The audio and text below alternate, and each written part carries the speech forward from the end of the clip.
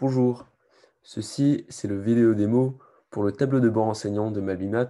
C'est un outil que vous pouvez utiliser avec l'application de Mabimat pour organiser vos élèves, les travaux que vous avez assignés pour eux et leur progrès sur les travaux. Alors ici, je remplis mon adresse mail. Si vous voulez changer la langue, c'est avec les drapeaux ici. On appuie sur le bouton Go. Alors là, les deux pages que je vais vous montrer, ici en haut à gauche, on peut sélectionner les pages différentes. C'est les deux pages les plus utilisées par les enseignants sur le tableau de bord. C'est travail de la classe et de devoir des élèves. Mais avant qu'on rentre dans les deux pages, je vais juste vous montrer que si vous voyez un triangle gris sur le tableau de bord, ça veut dire que c'est un menu où on peut sélectionner plusieurs options. Alors ici, par exemple, je regarde ma classe de CE1A, mais si je veux regarder mes autres classes, je peux appuyer sur le triangle et voir les autres. Pour le moment, j'ai que celui-là, mais si vous avez les autres, va apparaître ici. Alors dans la page de travail de la classe et devoir des élèves, on va commencer par devoir des élèves. Ici, on peut voir tous les modules qu'on m'a assignés aux élèves dans la classe. Alors par exemple, vous voyez que débuter avec les graphiques, reconnaître des droites perpendiculaires et table de 4, c'est les modules que j'ai assignés à la plupart de ma classe. Alors ça veut dire si sur l'application, les élèves cliquent sur la page de suggestion avec le bouton avec l'ampoule, on va l'emmener dans une page où on peut voir les modules qu'on a assignés ici. Et il peut faire les modules assignés à eux sans avoir besoin que vous allez de iPad à iPad et montrer à les élèves individuellement quel module à faire. Alors ici, c'est la page qui nous aide à personnaliser les modules assignés à les élèves. Alors par exemple, si je veux assigner un module, j'y vais dans ce menu avec le triangle gris, je recherche le nom d'un module, par exemple cercle, et j'assigne à un élève. Comme vous voyez, Maria Barrel, elle a besoin de plus d'aide en géométrie, alors j'ai déjà assigné les différents triangles et reconnaître des formes géométriques différentes que les autres modules dans la classe. Alors je cherche le cercle, par exemple, comme c'est de la géométrie. Je sélectionne niveau 1 sur 3. Je clique sur le nom de Maria. Si je veux assigner à plusieurs élèves, je clique sur leur nom aussi, ou tous les élèves de la classe. Et pour l'instant, c'est que Maria que je veux faire ce module. Je clique sur son nom et je fais assigner. Et si par exemple j'ai changé l'avis et je ne veux plus qu'elle fasse ça, ou je ne veux plus que la classe fait table 4, je peux sélectionner les modules, le nom de module que je veux déassigner. Je clique sur Maria, ou tous les élèves, si c'est un module assigné à toute la classe. Pour l'instant encore, c'est que Maria. Je clique sur désassigner, déassigner, et elle n'a plus le module assigné sur son profil de Mablimat sur l'iPad.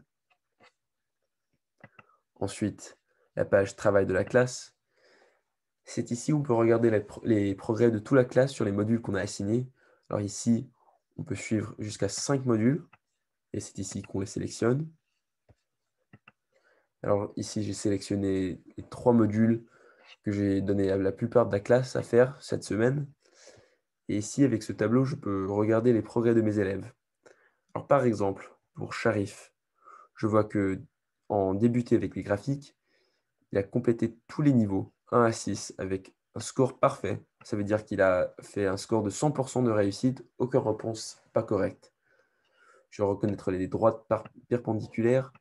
Sharif, il a fait niveau 1 parfaitement, et niveau 2, il a complété, mais avec un score supérieur au seuil de suivi. Alors ici, ça veut dire que si je change ça, ça va changer les couleurs ici. Ça ne va pas changer l'expérience de vos élèves sur leurs iPads, mais ça va juste changer le seuil de suivi ici.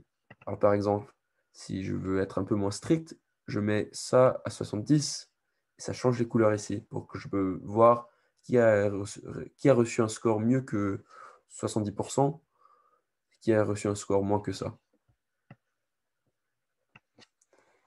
Alors ici, les boîtes jaunes, ça veut dire qu'ils n'ont pas encore fait le niveau. Alors cette page, ça vous aide à regarder sur les modules que vous avez signés à votre classe, qui a complété les niveaux et avec quel taux de réussite. Vous pouvez changer ça encore avec cette barre de threshold. Les autres classes que je vais vous montrer, vous pouvez bien sûr utiliser et je recommande d'aller sur le tableau de bord et les regarder vous-même. Et je vais juste vous montrer bien vite les autres pages que de temps en temps les enseignants peuvent utiliser. Alors par exemple, contenu MathBimat, ça vous donne un peu d'une carte des modules dans les catégories différentes. Ici, on peut sélectionner les catégories qu'on veut regarder, les nombres par exemple, et un peu d'infos sur chaque module. Ensuite, en ce moment, on a déjà vu, c'est la page où on peut voir les modules qu'on a récemment assignés et voir la moyenne de la classe, les commentaires, etc. C'est comme des notes. Fil d'activité, c'est les activités les plus récemment faites sur les iPads par les élèves. Par élève, c'est une page personnelle. On peut sélectionner les élèves ici et regarder leurs activités, leur taux de réussite, les modules avec lesquels ils ont travaillé, etc. Par module, pour regarder les travaux qu'on a fait sur les modules individuellement. Ensuite, il y a Class Spotlight, par niveau de la classe et par thème. C'est des autres façons à regarder la classe d'une façon un peu plus générale. Alors, par exemple, en Class Spotlight, on peut regarder les nombres différents, les temps qu'ils ont passé sur les modules, sur l'application, le taux de succès, les coupes qu'ils ont réussi à avoir, etc. Et c'est un peu tous les pages importants sur le tableau de bord enseignant. Encore, je vous recommande d'utiliser le tableau de bord, essayer de voir comment vous pouvez vous habituer avec le tableau de bord. Et comme l'application, c'est pas très compliqué, et je vous ai montré la plupart des pages et les fonctions que vous avez besoin pour utiliser le tableau de bord. Mais si vous avez des questions, si vous avez du feedback ou des problèmes avec le tableau de bord, vous pouvez nous contacter à MyBlimat chez helpme@mablimat.com. Encore, c'est helpme, helpme, @mablimat.com.